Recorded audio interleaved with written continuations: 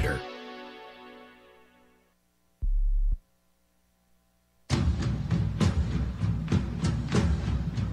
And it is that while the lethality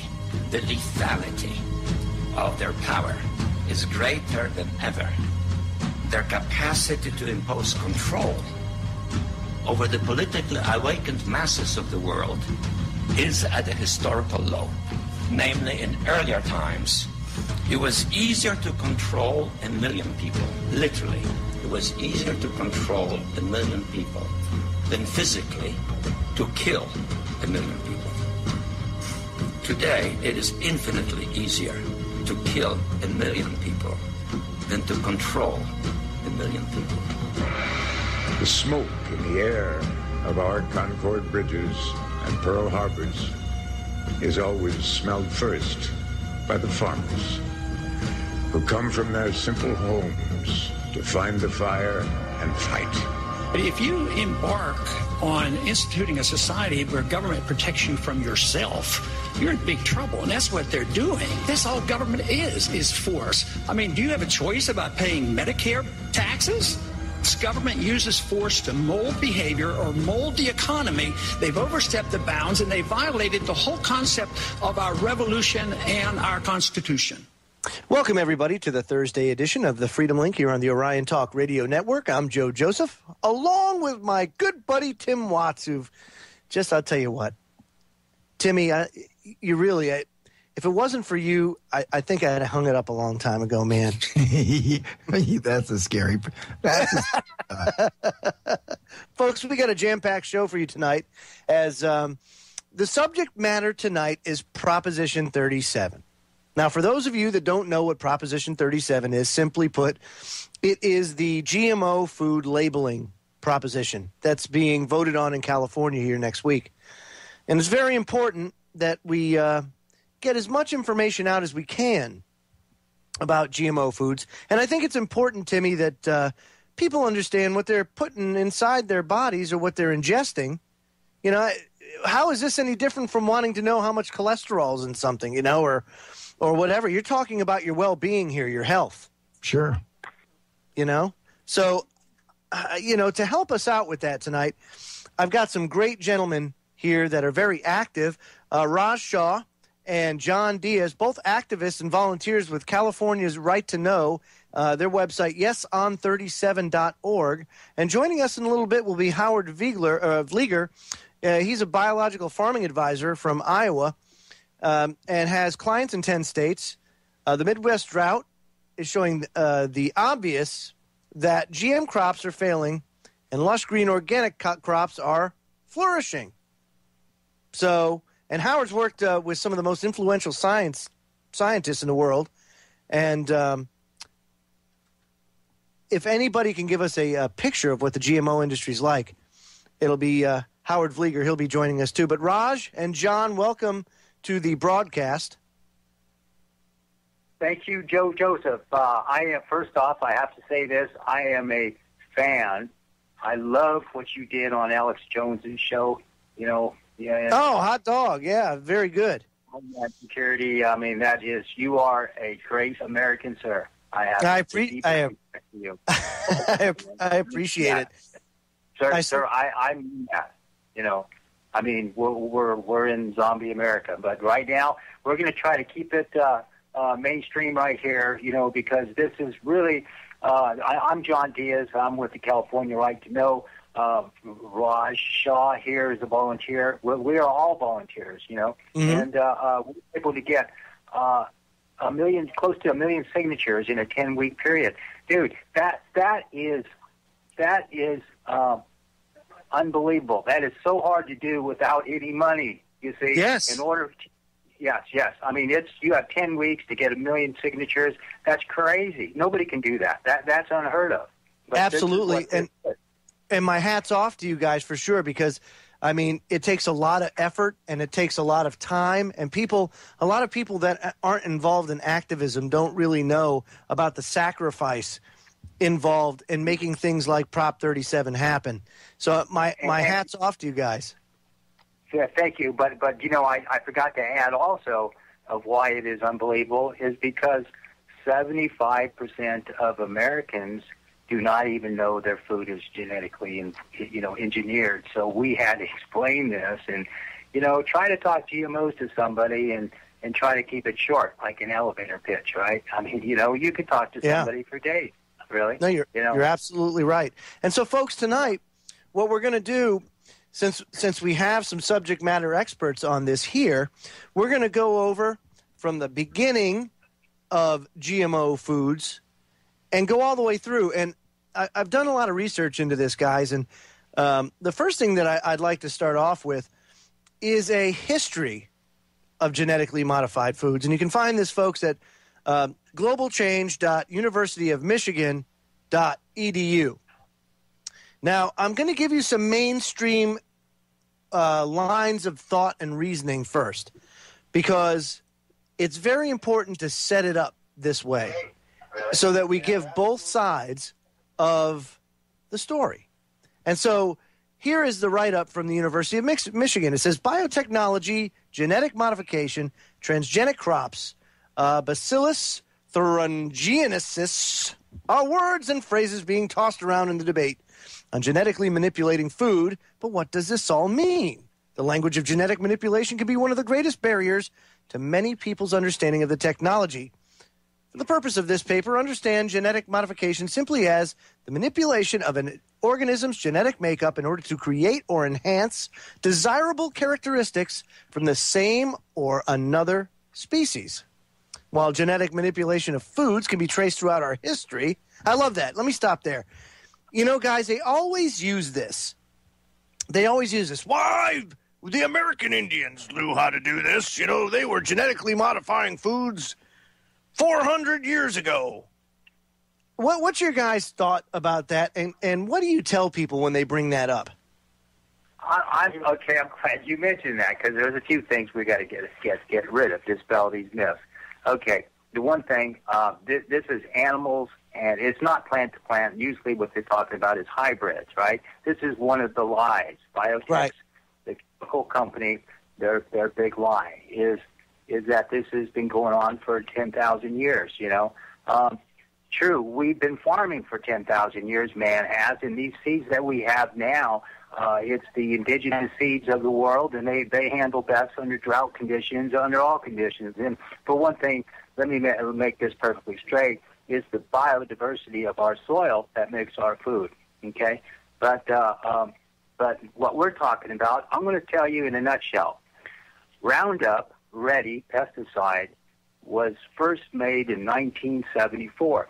That's the insecticide that they genetically engineered the plants so they can put the pesticide directly on top of our plants to kill the weeds.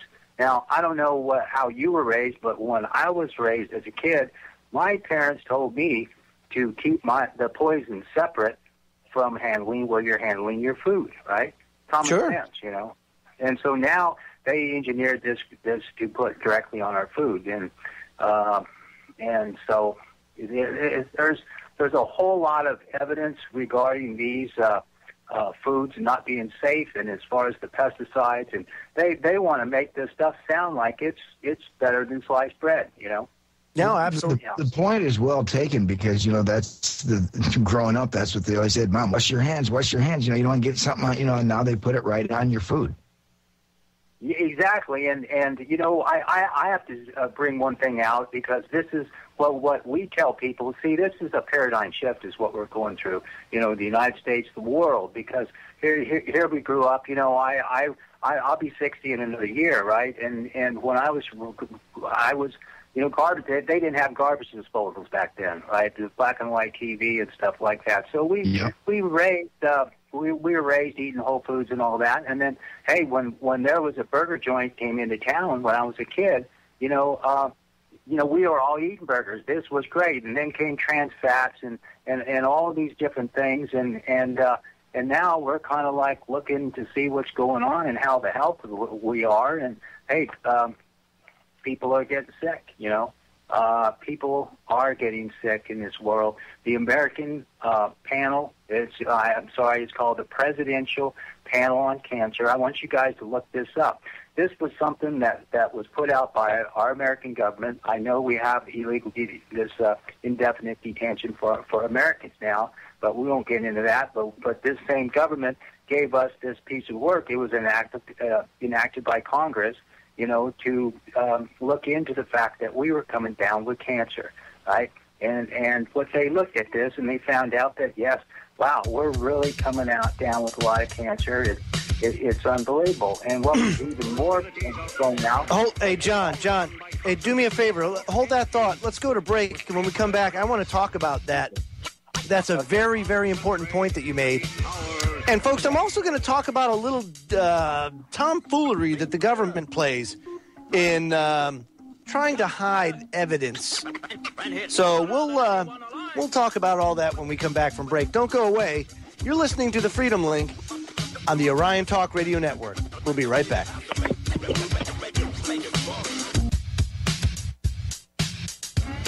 abilities are awesome and may be called upon by concentrating your thought energy with definite purpose.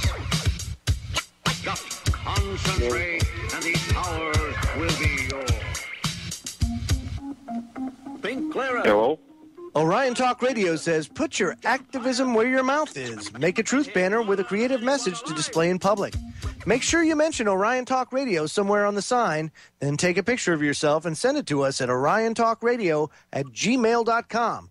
We'll post your picture on our new activism page and show the world your message, so get the word out.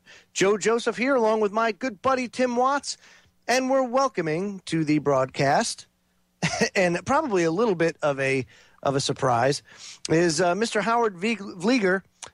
Howard, welcome to the broadcast. John and Raj are along with us.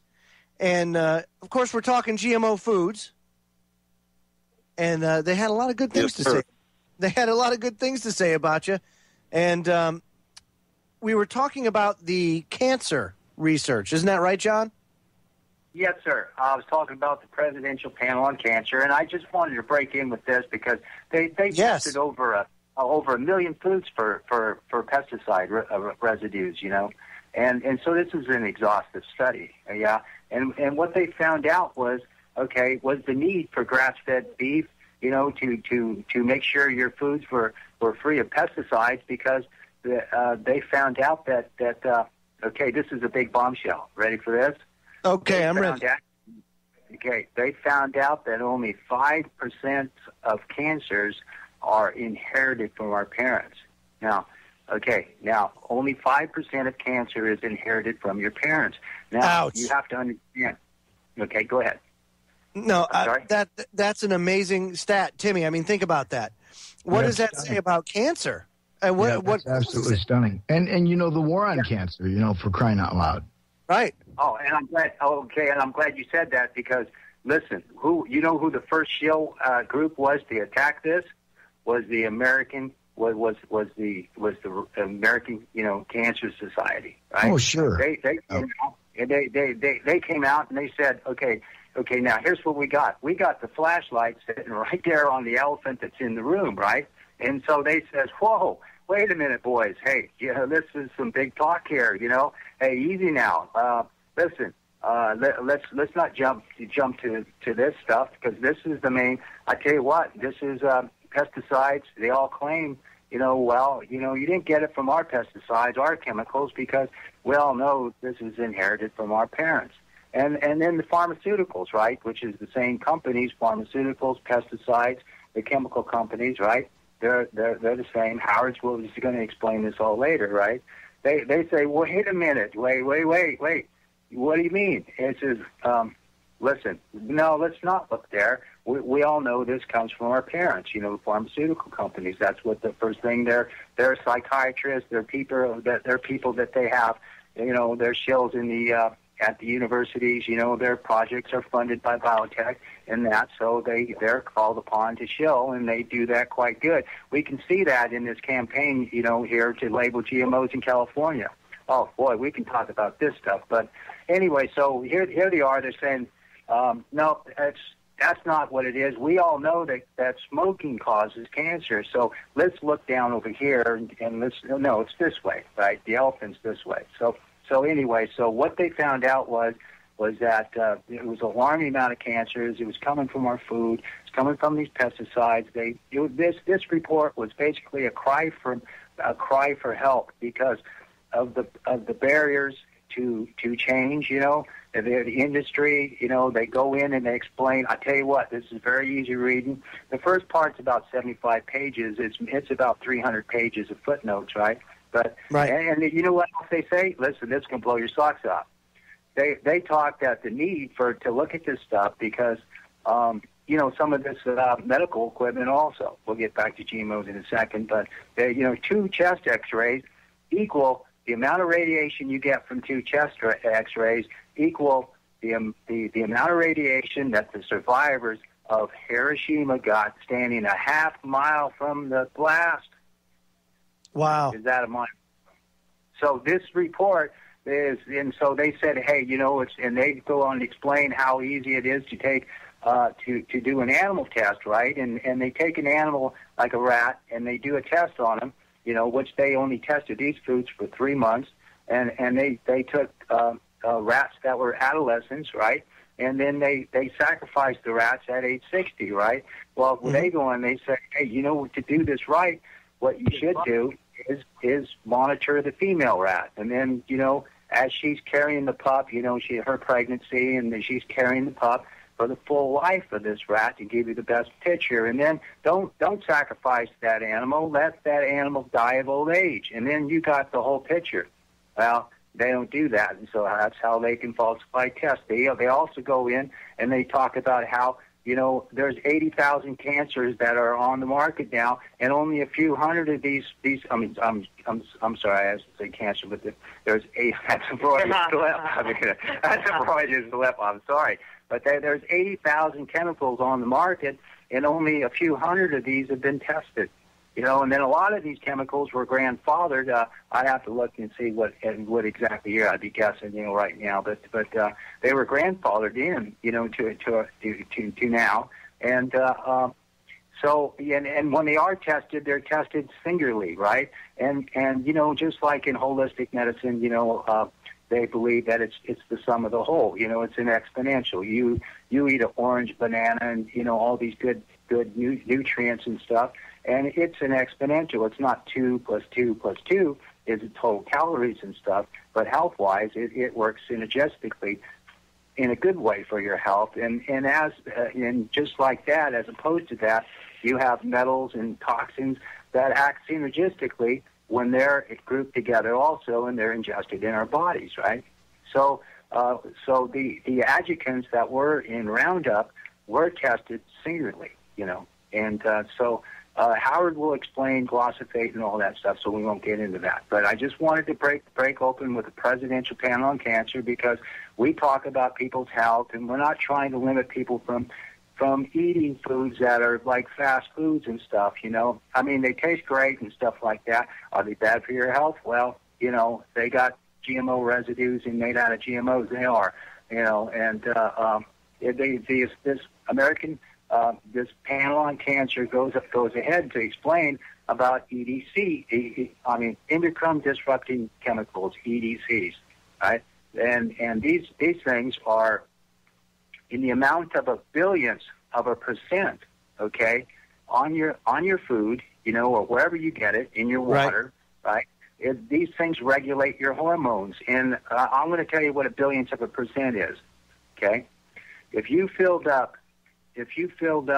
16 boxcars with glyphosate, Roundup Ready, okay, and you took 1 drop of that would equal a billionth of a percent. Can you imagine that? That's nothing at all. And that's amazing.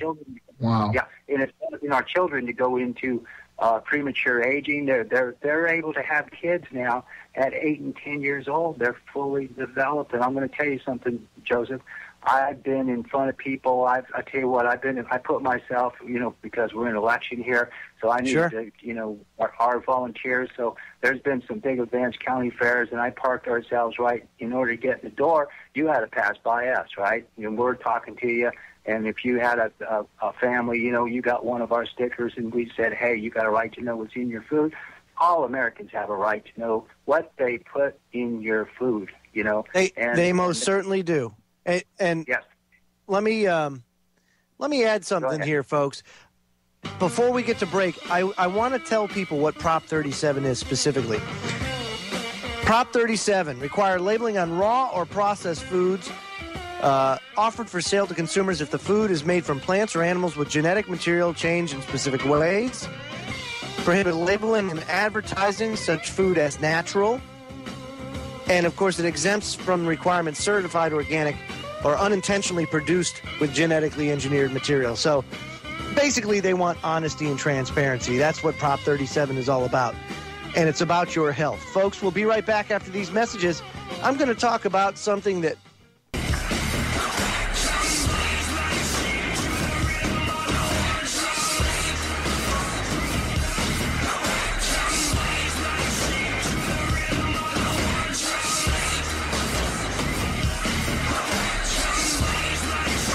Orion Talk Radio is growing fast, and it's thanks to you. With over 1.2 million people in just 30 days, people are now making Orion Talk Radio their choice for the truth. They know the corporate mainstream media machine has failed us miserably, so thank you to each and every one of you for listening to Orion Talk Radio, news and views beyond the mainstream media. Joe Joseph here, along with Tim Watts, and we are talking about Proposition 37 and the dangers of GMO foods. And I want to get to Howard, because Howard is a vast resource of knowledge when it comes to GMO foods. I want to bring this point up, and I've said this before, folks, because I've brought this up in the past about how the government will hide things. This is part. I can't say it's nefarious in nature. Yeah, it is. It's nefarious in nature. I'll go out on a limb and I'll say it, because GMO food deals with what? It deals with agriculture. It deals with food. So you would think that the FDA or the Department of Agriculture would have oversight in a lot of this stuff, and in some cases they do, especially in the approval process. That's where the FDA gets involved. But testing you would think would fall under the purview of the FDA or Department of Agriculture. Well, it doesn't. Yep. And no, it doesn't. And you remember not too long ago there, Timmy, we did a broadcast about chemtrails and how chemtrails you would think falls under, Air Force, something military, everything else. Department of Energy. Yep. What? Department of Energy? What does that have to do with aerosol operations? Are they like the rug for the U.S. government where they sweep everything under? Well, apparently, because they oversee all the testing for GMO foods, too. Ah, yes. What a coincidence. So that right there automatically throws up a red flag for me. And if you go to, if you research the Human Genome Project and search genetically modified foods, you will find their genetically modified food and organisms page. And if you read it, they will tell you the benefits and controversies of it in a heavily slanted way. But, according to them, Howard, GMO foods is probably the most important thing towards ending world hunger. What's your thoughts on that? According to whom are you saying that that's the claim? That's Department of Energy. Okay. Well, the poster child, if you will, of the promotion of GM from wherever it has come has been we need to improve the food supply. We need to improve the food quality. We're going to enhance the nutrient content of the food so that we can solve this problem or that problem or another problem. And there's zero independent scientific research to back up any of those claims. And when it was legal for our universities and our land-grant college researchers to do testing on genetically engineered crops versus the conventional genotype of the same hybrid, it was documented very soundly that there was something called a yield drag when the genetic insertion took place. Now, that it's not possible for this research to be conducted anymore because of the language in the technology agreements that the patent holders of the different traits and characteristics have on the various seeds that they sell. And there was a letter signed by 26 land-grant college university entomologists to the EPA complaining about this very thing, that they're restricted from doing the research to document whether or not any of what is said about genetically engineered crops is true. And there was also a study published by the Union of Concerned Scientists. The published study was entitled "Failure to Yield," and you can access that online fairly easy. And they proved quite the opposite, that genetically engineered crops yielded less than did the original isoline of the hybrid. Imagine that. Well, you know, and that seems to be the nature of things these days. Everything's backwards. But well, it's one of the certainly things less than what they promise you, that's for sure. Yeah, I mean, it's unbelievable. Department of Energy says, although biotechnology and genetic modification commonly are used interchangeably, GM is a special set of technologies that alter the genetic makeup of organisms, such as animals, plants, or bacteria. Biotechnology, a more general term, refers to using organisms or their components, such as enzymes, to make products that include wine, cheese, beer, and yogurt. What troubles me, Howard, is that they make it sound so innocent. They make it sound so rudimentary, safe. But it's not that, is it? Well, it's, in the words of some of the very qualified scientists that I'm privileged to work with on this subject, it's dirty science. There's not precision at all in how the insertion is placed. The placement of it will vary upon each insertion, and because of the unnatural nature of it, they have to use things like viruses or agrobacterium, which can be described as a cancer cell of the soil. They're using genetically engineered antibiotic-resistant bacteria in the identification of, or the marker process of where the event will be placed, and they're also using components from E. coli. So you have viruses, agrobacterium, and E. coli used as an infection mechanism to establish the desired characteristic of the trait that they want to instill in that plant.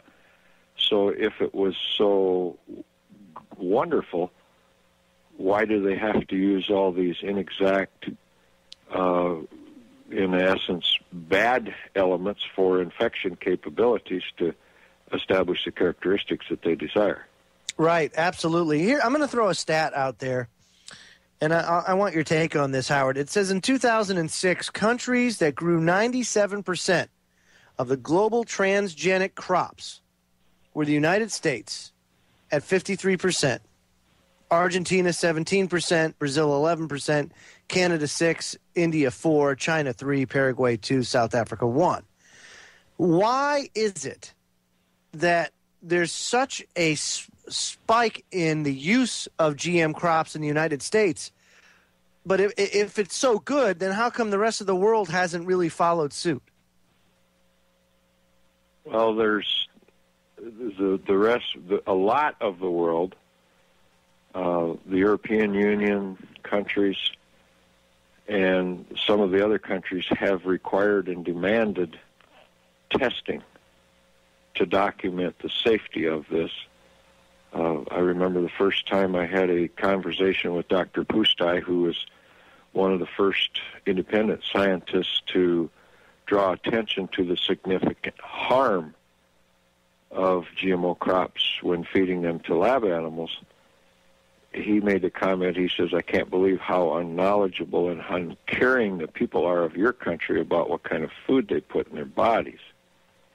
And that was a very true statement. But when the first genetically engineered crop was approved by the FDA in our country in 1992, there were two terms established relative to genetically engineered crops. One was substantially equivalent, and one was generally recognized as safe or GRAS.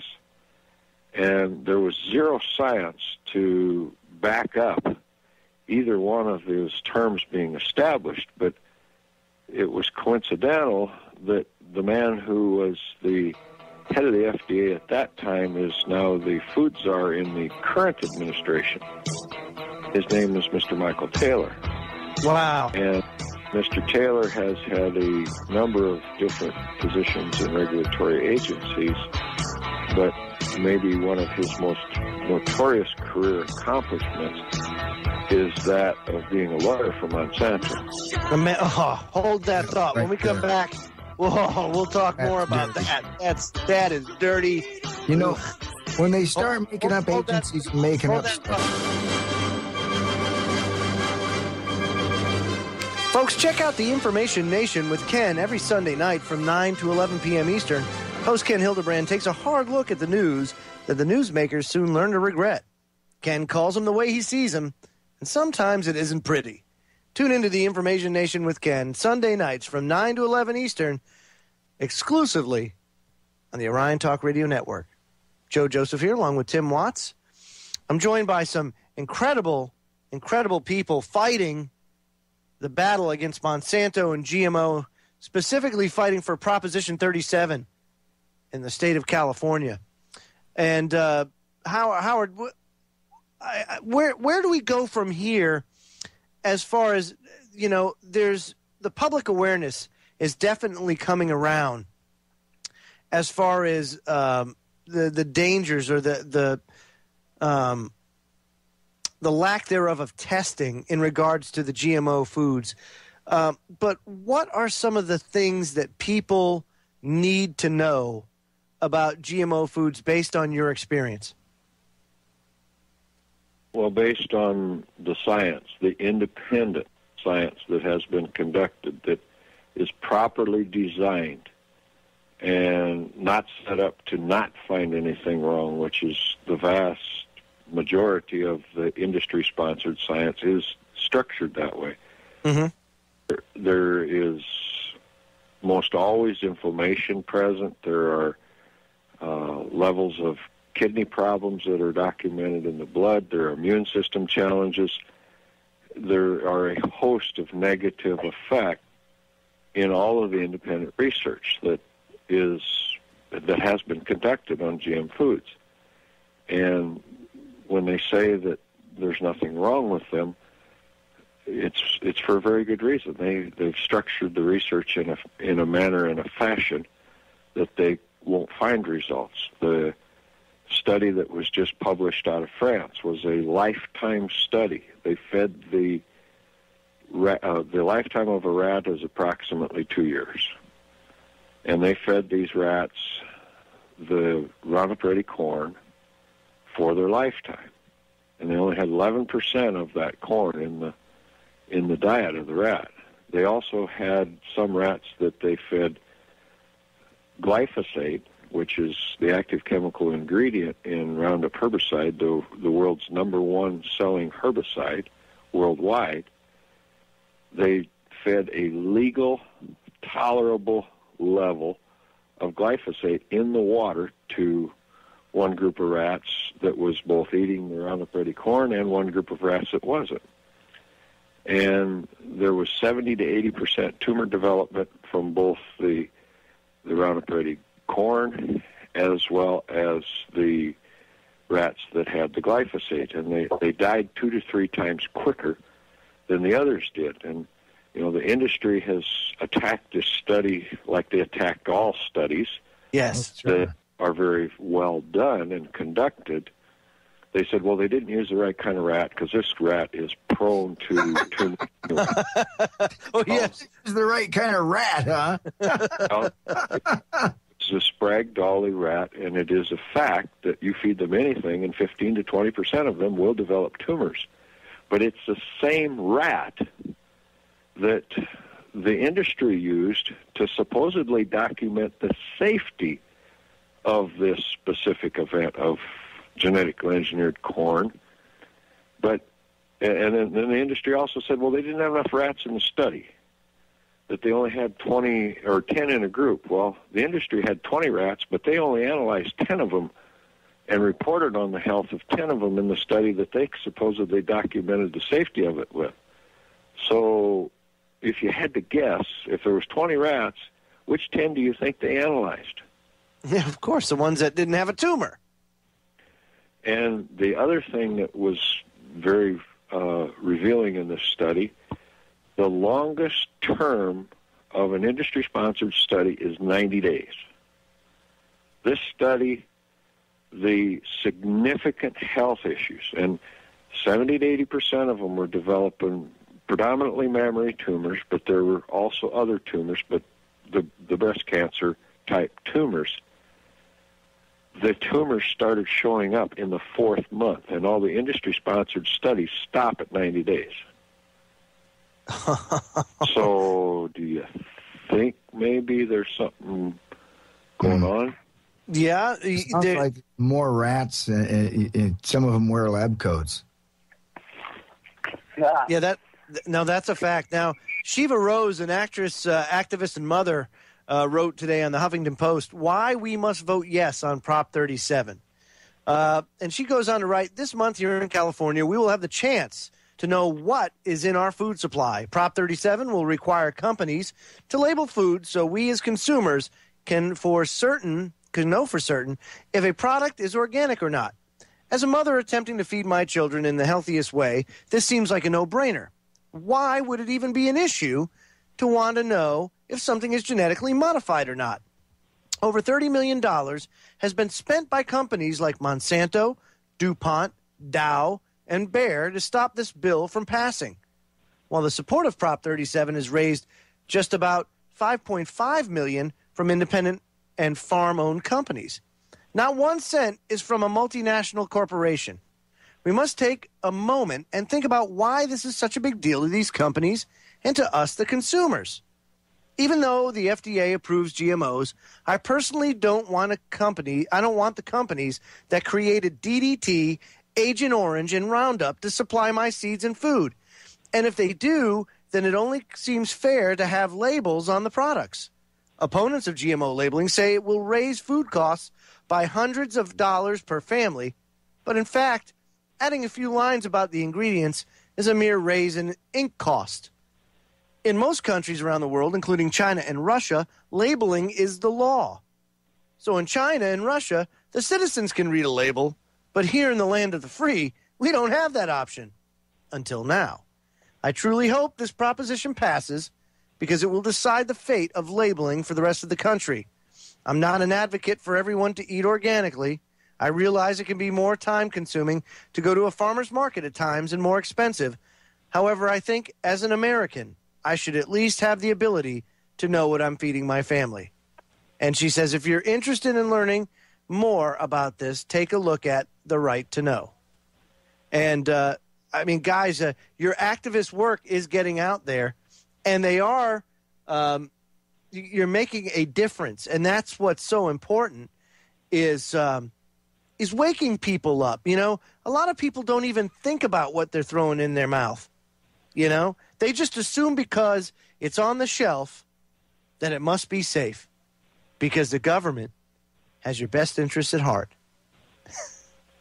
Well, then the industry, the GM industry, in the European countries advertise that it is the consumer's right to know what's in their food. They actually take a pro-GM labeling stance to the public in the European Union countries. Now, so yeah, so what's the big deal here? That's the question. Now, do you guys have any polling statistics, or as far as how things look? Does it look like it's going to pass? What's your guys' data on that? Yeah, hi, Joe. This is Raj. Thanks for having on. Thanks for having us on, and thanks for everyone for listening. The polls, you can't trust them. Numbers lie, and sure. And so the polls that I guess in the beginning they started out at a month ago it was about 67% were in favor, and then I think it dropped down to about 50-50. Some polls are at 40% support it. And then we're down below right now. So they're going lower, but it's just what I see is that it depends on who goes and votes that day, and voter turnout is usually low. So we're just hoping that the informed and the people that are actually active and actually care come out and just vote yes, and hopefully Monsanto doesn't pay that many shills to go out and vote like Obama did. He was busting people in. So I hope they don't do that. Hey Joe, as far as visually right now, we're behind. We're down a couple points. Okay. Has anybody asked who is taking the poll and who is reporting the numbers, and are the numbers accurate that are being reported? Well, I'll tell you, I can say this, Howard. I can say this, that no, they're not accurate, I'm sure. Reagan had a good line, and he said, there's lies, there's damn lies, and then there's statistics. And I always bring up my statistic whenever it comes, 100% of cancer patients drink water. Well, what does that say? And here's the thing. I can't think of any logical, critical thinking human being. Heck, you could be half brain dead. And I can't see how anybody would vote no on that. It's information that's important, and I can't tell you how many times I go into the grocery stores and I see people reading labels. They're always reading labels. More and more people are reading labels now than ever before. So for there to be a poll that comes out and says, why, we're not in favor of more information on our food source, it just doesn't compute. It doesn't make sense to me. Folks, hour number 1 is done. Hour number 2 is on the way. When we come back, we're going to have a lot more with Howard, John, and Raj as we talk about Prop 37 and more of the dangers of food. And it's great to have a guy like Howard on who has a scientific background and knowledge to talk to this subject. So we'll be back after the messages and the... While the lethality of their power is greater than ever, their capacity to impose control over the politically awakened masses of the world is at a historical low. Namely, in earlier times, it was easier to control 1 million people. Literally, it was easier to control 1 million people than physically to kill 1 million people. Today, it is infinitely easier to kill 1 million people than to control 1 million people. The smoke in the air of our Concord bridges and Pearl Harbors is always smelled first by the farmers who come from their simple homes to find the fire and fight. If you embark on instituting a society where government protects you from yourself, you're in big trouble, and that's what they're doing. That's all government is force. I mean, do you have a choice about paying Medicare taxes? This government uses force to mold behavior or mold the economy. They've overstepped the bounds, and they violated the whole concept of our revolution and our Constitution. It's hour number 2 of the Freedom Link here on the Orion Talk Radio Network. I'm Joe Joseph, along with Tim Watts. And tonight we're talking to some activists, Howard, John, Diaz, and Raj Shah, Howard Vlieger, and we're talking about GMO foods, Prop 37. I want to bring this up. This is a very interesting point. Now, the mainstream media, meaning the national media, has said very little about Prop 37. However, it's being talked about in the local media all over the country. And to highlight that, I want to bring up a news piece from Springfield, Missouri. And the reason why I'm saying this is there's an old saying that as California goes, so does the rest of the country. So it's very important that Prop 37 gets passed. But more important, it's very interesting that Prop 37 has helped in get the people talking about genetically modified foods. Let's listen in. In tonight's Contact KY3, the battle over food labeling. A proposition in California could change the way companies label food with genetically modified ingredients. It is a first-of-its-kind measure that could start a trend across the country. KY3's Jay Schurter joins us with a story. Now, this is not an issue of whether or not genetically modified foods are safe or if they are nutritionally better or worse than organic food. This is an issue of labeling and transparency. There's a bitter fight in California over Proposition 37. Voters there will soon decide whether or not companies have to label genetically modified foods, or GMOs. It also prohibits marketing such food or other processed food as natural. There's a lot of information. There's a lot of misinformation. Mama Jean's Natural Market spokesperson Daniel Belt has been following the battle. He says it boils down to transparency. It's not too much to ask that we understand what we are actually getting. He says if passed, the proposition could set a precedent across the country, a blueprint for labeling all of our food. This isn't a ban on genetically modified food. It's simply labeling them so that we have an understanding of how this applies to us and allowing us to choose. The opposition says the proposition is flawed. The language is vague, and it unfairly targets GMOs. Furthermore, opponents say it will have a negative effect with people who do business with California, including any business or farmer in Missouri. Spokesperson Kathy Fairbanks told KY3, quote, out-of-state farmers and food producers will be required to follow Prop 37's provisions, including more record keeping, more bureaucracy, increased cost of doing business. Out-of-state producers also face exposure to meritless shakedown lawsuits. Regardless of the outcome, Belt believes this is a conversation that needs to continue as the demand for food increases worldwide. Really promote honesty, and transparency so that people can make their own choice about what they think is important. Now, according to the LA Times, the No campaign has raised some $44 million to help squash the issue through television ads. And it might be working. Recent polls now say the No vote could topple the Yes vote, which did have a 2-to-1 lead not too long ago. We'll have a breakdown of who is funding both sides of the argument, which is very interesting to see. We'll have that at ky3.com. And that is. And they went on to talk about the funding, and that's what we talked about last hour, about how the No campaign, your major contributions there are Monsanto and Bayer and all your major pharmaceutical companies. I mean, this is huge stuff, guys. And, Tim, you brought up a great point during the break, and I was wondering if you could bring it up again about the advertising campaign against Prop 37.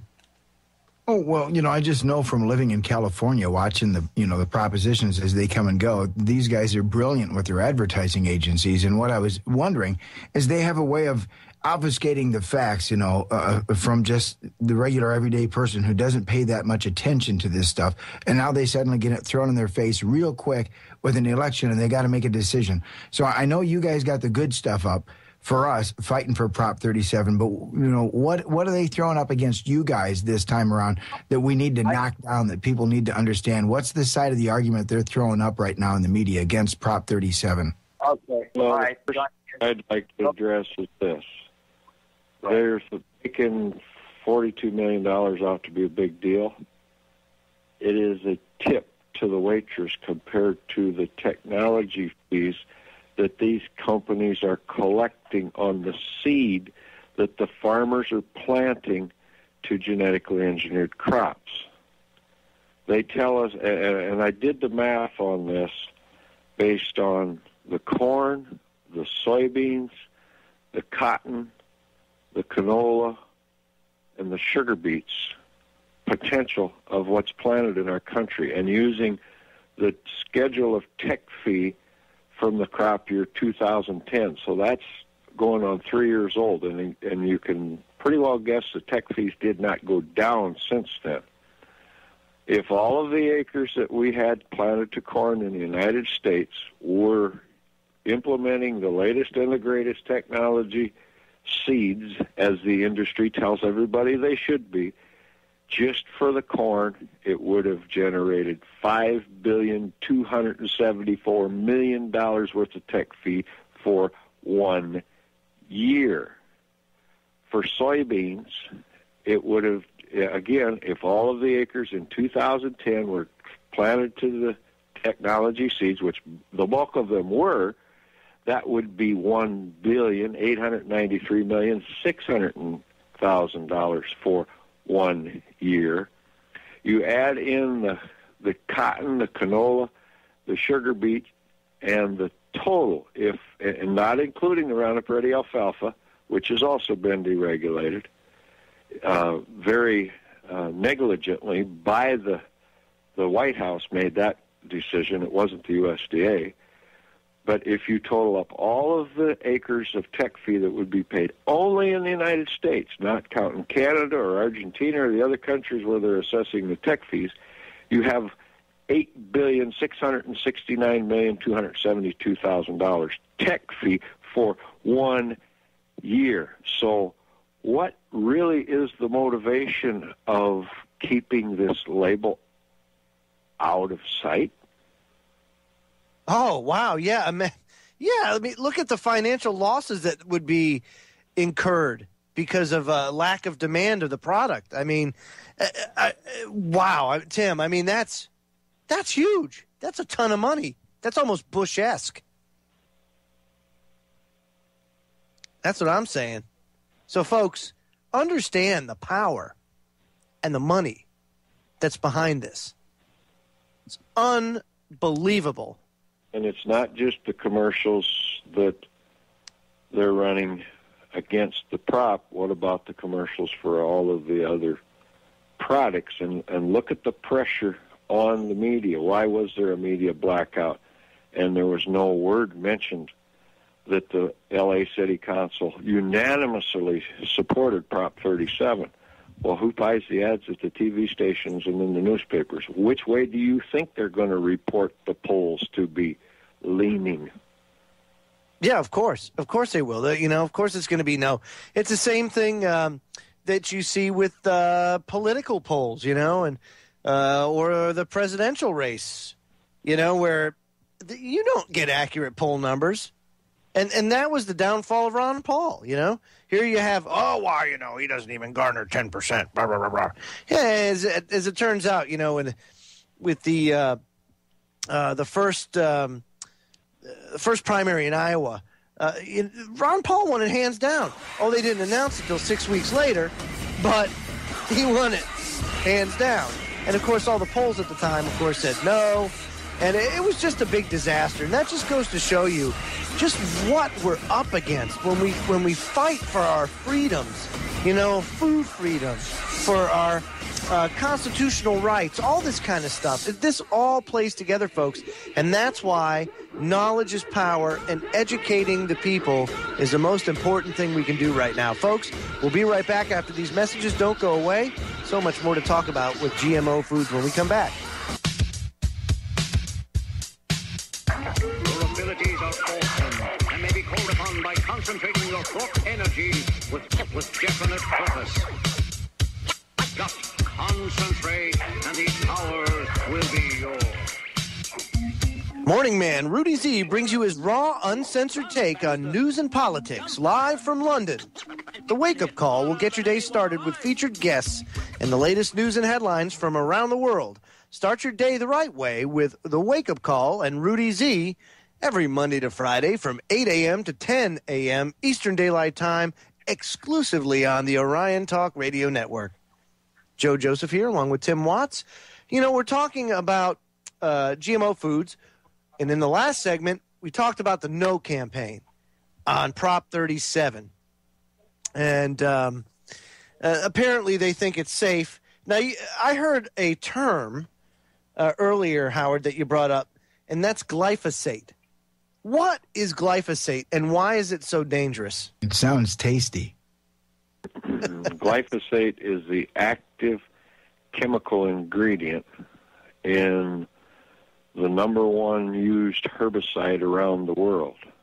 Glyphosate-based herbicides can be trade names such as Touchdown, Roundup, and a host of other chemicals contain glyphosate.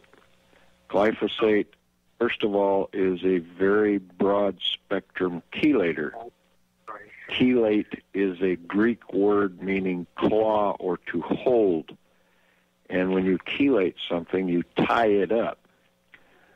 Glyphosate chelates calcium, magnesium, manganese, zinc, iron, copper, nickel, cobalt, boron, selenium, and potassium. It will chelate these nutrients or elements wherever it is present, whether it's in the plant or in the soil or in the grain or the fodder or the residue or in processed food products.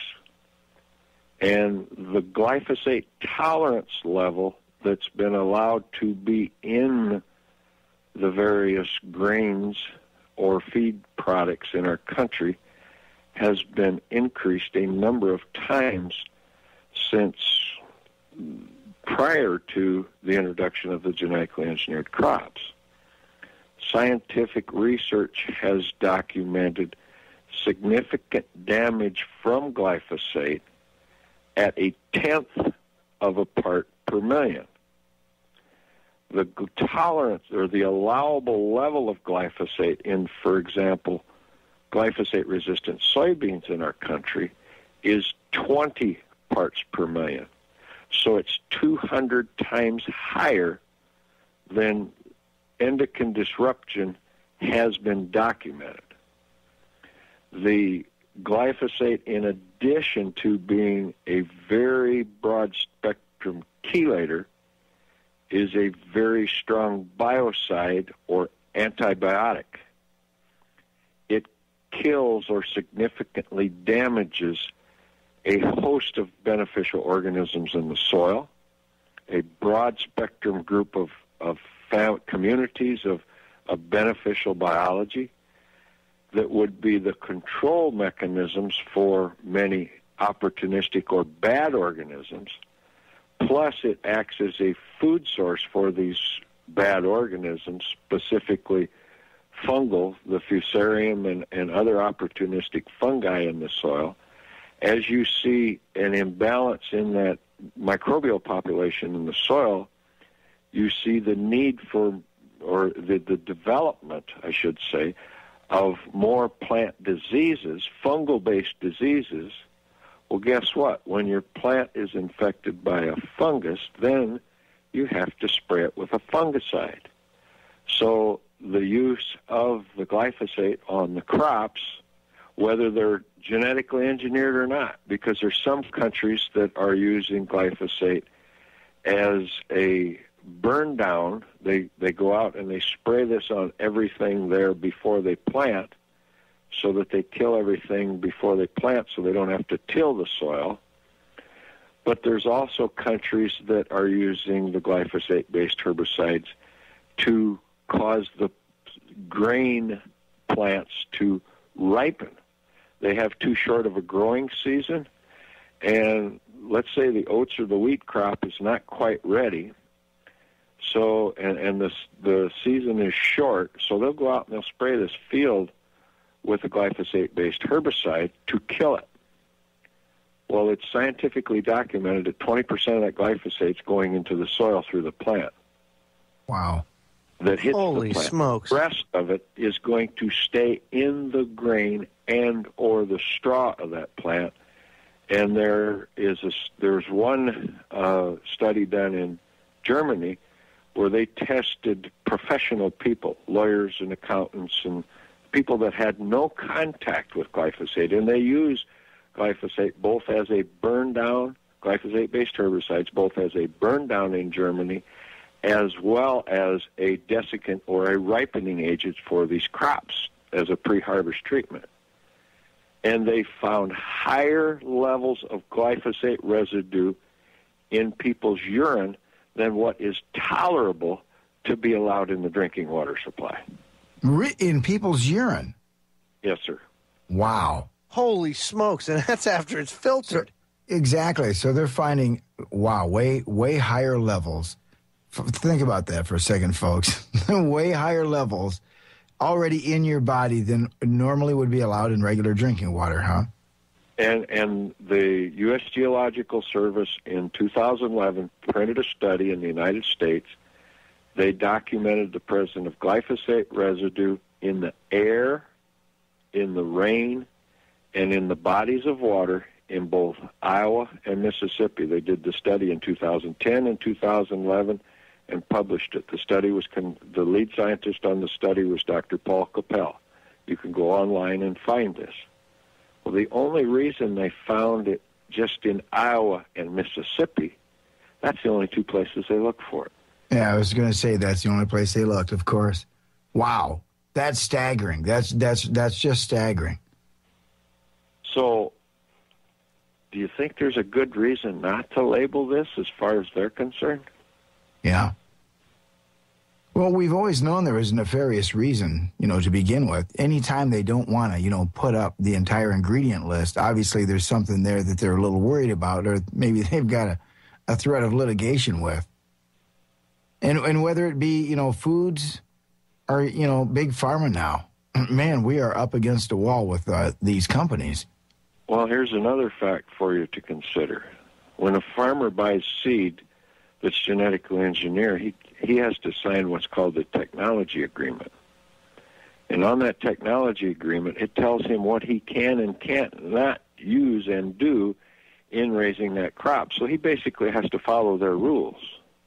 But then there's one point in time that says if there's anything negative that happens as a result of growing this crop, by signing this agreement, the farmer accepts all of any liability that may be adverse.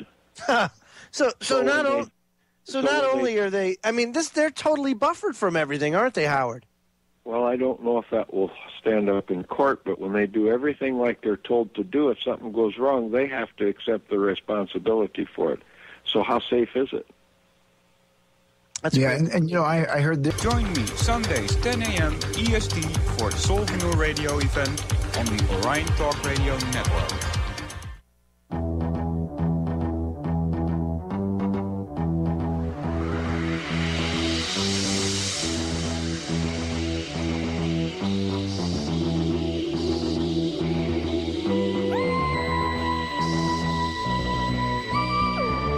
Don't forget to check out our social media pages such as Facebook, Twitter, and YouTube.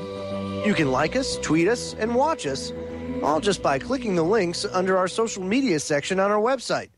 The biggest fear that the global gangsters have is the truth, so help us spread it far and wide by linking to us through our social media pages. Thanks for helping make Orion Talk Radio one of the fastest growing talk radio outlets. Joe Joseph here, along with Tim Watts.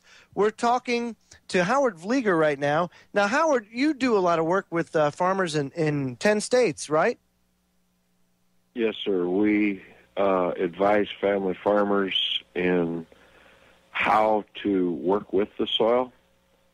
When they understand the capabilities that the good Lord gave the soil when he created it, it's amazing what you can do when you work with it rather than work against it, as the mainstream dependency approach is versus a sustainable approach like we use. Wow. Now, as far as have you seen your clientele grow? Meaning it as awareness of GMO becomes more prevalent.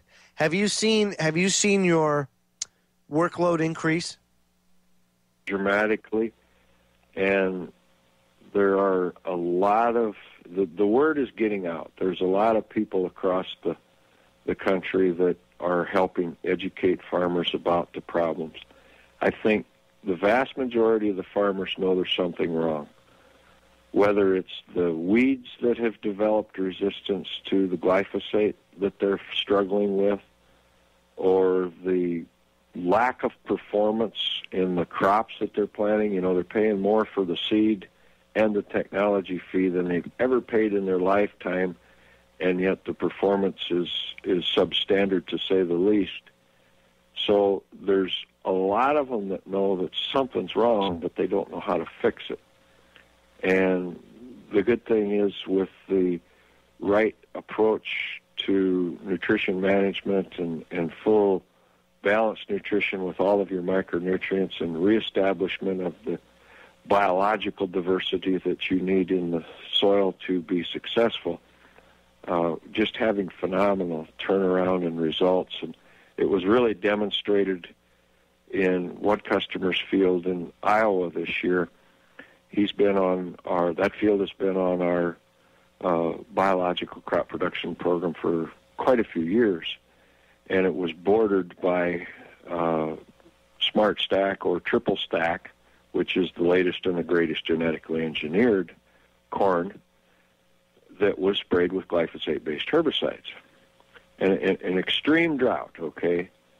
The one field that was the Triple Stack, the latest and greatest genetically engineered sprayed with glyphosate, made 12 bushels an acre on an appraised yield and was harvested for silage because 12 bushel an acre isn't worth combining. Another field adjacent to this biologically farmed cornfield was 27 bushels an acre, and it was also chopped for silage. And on the other side, so you're on three sides of the biologically produced corn.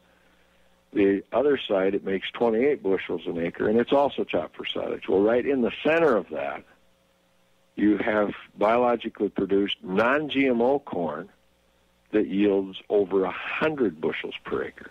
Wow. You go Holy from smokes. 27 to 28 up to 100, and yet they're telling us that we need this to survive in a drought. So what's the evidence show here? Yeah, I always heard, too, that, you know, when you had the good stuff next to the engineered stuff, that eventually the engineered stuff would take over the natural seed. Is that true? Well, there'll be some contamination as far as the grain is concerned, but you go back to 1995, the first year we did a comparison between genetically engineered and natural. Mm-hmm. And the genetically engineered cost us $55 an acre. So we repeated the study the next year, and we had the same results. It cost $55 an acre. If you have the seed companies doing good, sound plant breeding, like they should, and you manage that crop correctly from a full nutritional standpoint and biological standpoint, you will never see the genetically engineered outperform the conventional genotype if you have a sound hybrid. Now, the seed companies quickly learned that when they put the genetic engineering into poor-performing agronomic hybrids, that it made a big difference. So then they stacked the deck, and they just put out the stuff that wasn't good, but had the genetic engineering and made it look good, and the stuff that was sound and would perform by itself, it just kind of went by the wayside, because you got to remember, these tech fees got up to $150 a bag, and you plant 2.5 acres with a bag. Well, that's $60 an acre. You got to keep your priorities in line, you know. Absolutely. There's always money involved. You know, Howard, when, you know, as someone who grew up in the Iowa farmland, you know, and I used to see these signs all the time, ever since I was a kid, you know, that, 563 hybrid, you know, and they'd, every few, acres, there'd be a different number, different sign, that would be denoting, what was planted there. You know, how far back does this go? I mean, when did they actually start, venturing down this road of, Well, the hybridization and the signs that you're seeing, that's been for years and years and years, because that's all he's advertising. You have a good-looking field of corn, you put a sign by it. But the genetically engineered didn't start until 1995 in corn. So it's not been that many years. And, you know, back to the drought thing, there's a scientific study that was conducted in soybeans where they took a conventional soybean and they took the glyphosate-resistant genetics of that same soybean, and they did this in a lab setting, so it was completely controlled. They sprayed the glyphosate-resistant bean with the glyphosate, and they measured the amount of water it took to raise a crop. Well, it took more than twice as much water to raise the same amount of plant biomass when it was genetically engineered and sprayed with glyphosate than if they had raised the conventional version of that plant. Wow. So that tends to negate the argument for all the way around for why, you know, somebody makes money. Yeah, it's pretty much correct. And then they tell us that they're going to breed the drought tolerance into these plants as one of the benefits. Well, if they're going to use glyphosate on it, they better hurry up and get it in there, because when it takes twice as much water, it's going to have to be drought tolerant. You know, you mentioned this glyphosate, this toxin, this poison, and you're talking about the fact that it's showing up in humans in amounts that are, you know, not acceptable for regular drinking water. But then we were talking during the break, you mentioned it's also showing up in animals as well. Well, it's showing up in the manure of the animals. There's not one type of CAFO. CAFO means confined animal feeding operation, large-scale livestock production. We've tested virtually every type of manure: poultry, chicken, broiler laying, turkey, hog, beef, and dairy. And there's significant levels of glyphosate and AMPA. AMPA is the first metabolite of glyphosate. It's aminomethylphosphonic acid. It's basically the compound that glyphosate will degrade to as it begins to break down, and it's even more toxic than glyphosate is. And it's kind of like DDT and DDE. DDT was really bad, but as DDT broke down, it became DDE, so it was even worse. And that's the relationship between glyphosate and aminomethylphosphonic acid. Wow. Both very, very toxic to organisms, and it takes microbial activity to degrade the chemical residue. And there's one study that was conducted abroad that 1/10 of a part per million of glyphosate residue in the feedstuffs of cattle killed the beneficial organisms or bugs, the good bugs, in the gut of the cattle, and it allowed the Clostridium botulinum organism to go unchecked. Well, the Clostridium botulinum causes botulism. Well, you know what happens when you get botulism? You don't live. Yeah, that's a fact. That's acute and chronic botulism as a result of the glyphosate killing the good bugs. That's amazing. Do you see how these GMO crops have cascading effects? And coming up in the next segment, I want to talk about the U.S. birth rate and how in 2011 it hit an all-time low. Could GMO foods have anything to do with that? We'll talk about that when we come back. Don't go away. Information about Prop 37, and I want to thank you guys, Raj, John, and Howard, for being here and letting people know about Prop 37 and the dangers of GMO foods. And that brings me to the next subject, which is the U.S. birth rate hitting an all-time low in 2011. And, Howard, do you think that this has anything to do with the fact that we're genetically modifying our foods? Well, I can't say yes or no directly to that, but I can tell you about 2 scientific studies that have been conducted where they fed genetically engineered soy to, one study was with mice and the other study with hamsters. And in 3 generations, they were completely sterile. I can also tell you that in scientific studies, that when the presence of glyphosate residue is documented at a 0.5 part per million, you have complete infertility, killing both the sperm and the egg. So if we have that science and you want to draw some connecting dots, what kind of answer do you come up with? Yeah. Again, this is what floors me, is that this is the type of information, folks, that people need to know. I mean, this is stuff that, and get mad. This is unbelievable. Tim, I'm pissed. You know, I'm trying to think right now. You know, is it Monsanto that actually produces glyphosate, or is there somebody else out there that actually produces this toxin? Because you got to figure somewhere along the line, someone's making some money here. Well, glyphosate was first patented in 1964 by Stauffer Chemical Company as a chelator. And it wasn't until 1974 that Monsanto introduced Roundup, which has the active ingredient of glyphosate. But okay. Virtually every chemical company, since the patent came off of Roundup, virtually every chemical company that makes herbicide is making some type of a glyphosate-based herbicide. I see, okay. It's the number one used worldwide. So, yes, somebody's making it, and I presume they're making money on it because it wouldn't be a good business model if they made it and sold it for less than what it cost them.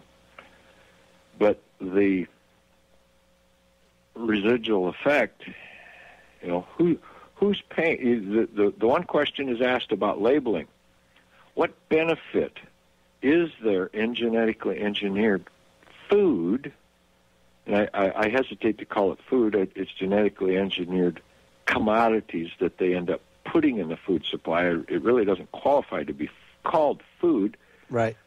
What benefit is there of that for the consumer?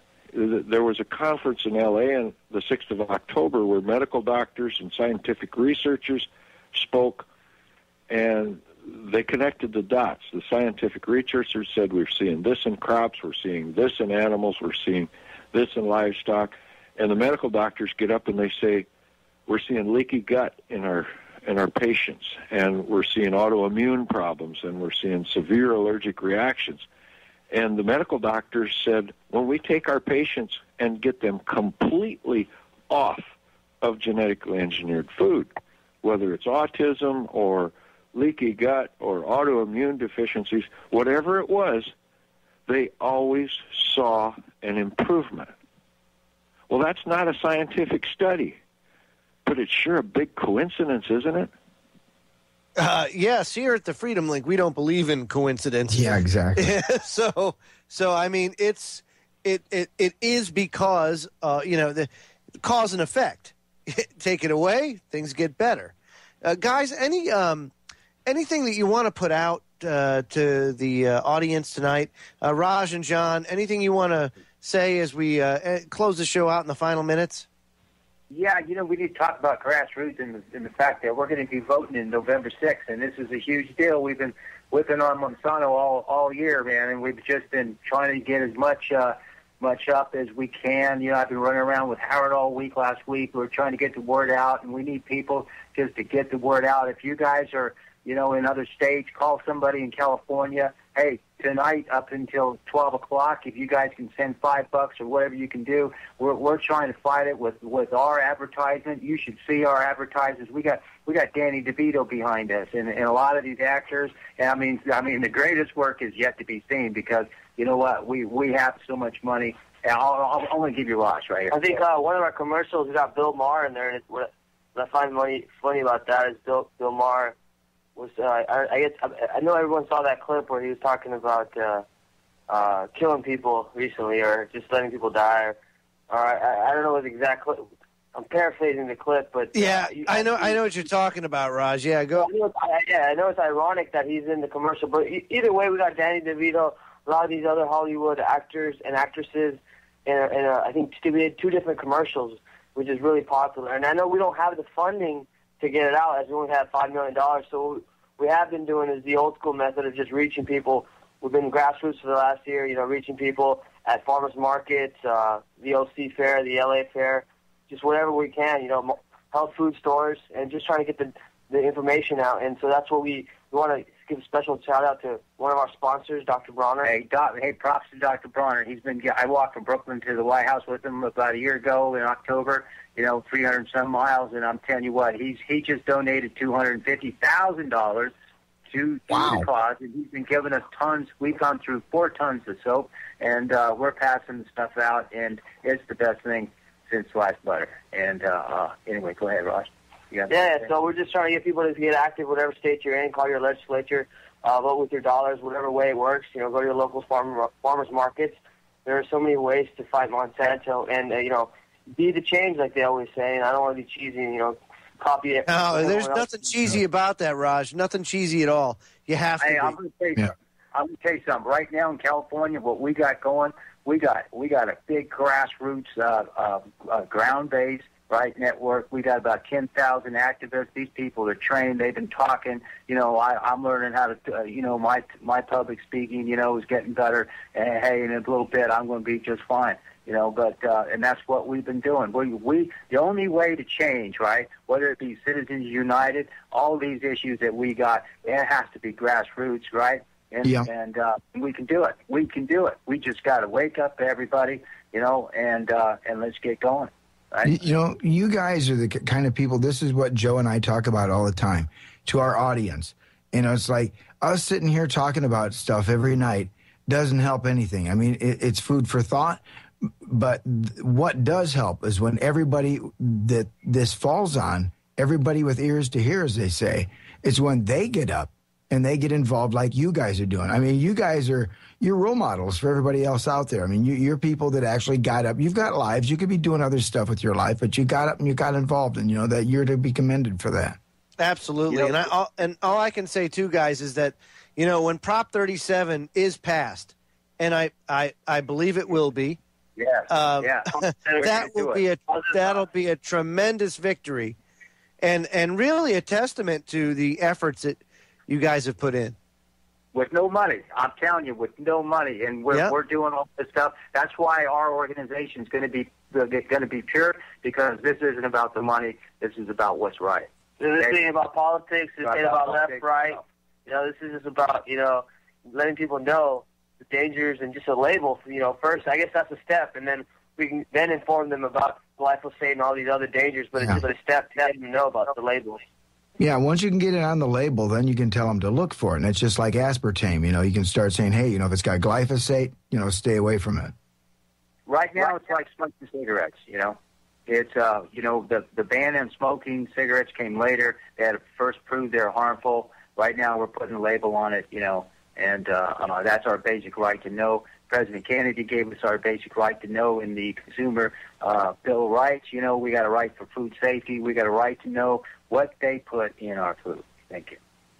Absolutely, guys. Well said. And I can't thank you enough for all of the efforts that you've put in to getting Prop 37 to go down in flames. I mean, that's just it's very important, folks, that we do this and we throw our support behind activists like John and Howard and Raj. And don't forget the grandmother who started the whole thing. God bless Pam Larry. Yes, Pam Larry. She's very wonderful. She's unbelievable.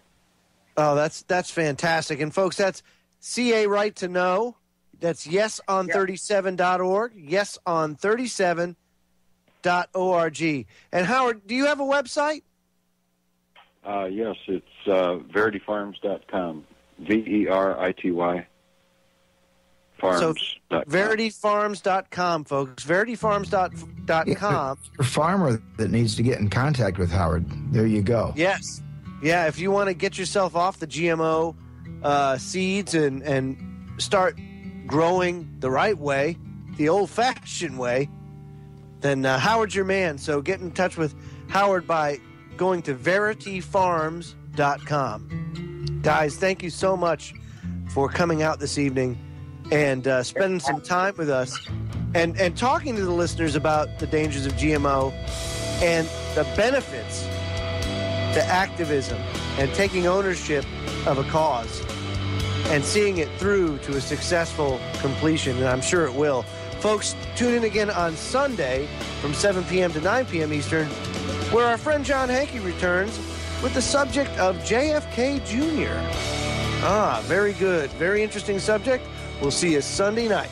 Take care, everybody. Thanks, guys.